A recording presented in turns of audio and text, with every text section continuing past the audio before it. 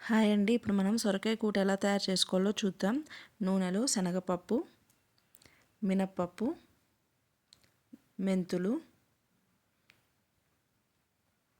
ధనియాలు, మిరియాలు, ఎండుమిరపకాయలు ఇది వేగనివ్వాలి.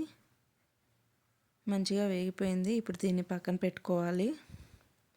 సొరకాయ ముక్కలు తరగాలి. అందులో 2 పచ్చిమిర్చి తరగాలి.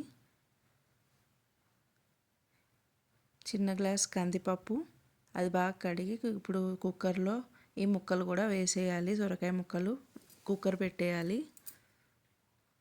ఇప్పుడు మనం పోపు పెట్టుకున్నాం కదా ఇందాక, అది మిక్సీ పట్టాలి. అందులో కొంచెం వాటర్ పోయాలి.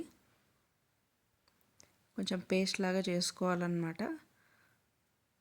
ఇప్పుడు పేస్ట్ లాగా చేసుకున్నాం కదా, కుక్కర్ వచ్చేసాక ఈ పేస్ట్ని అందులో వేసేసుకోవాలి.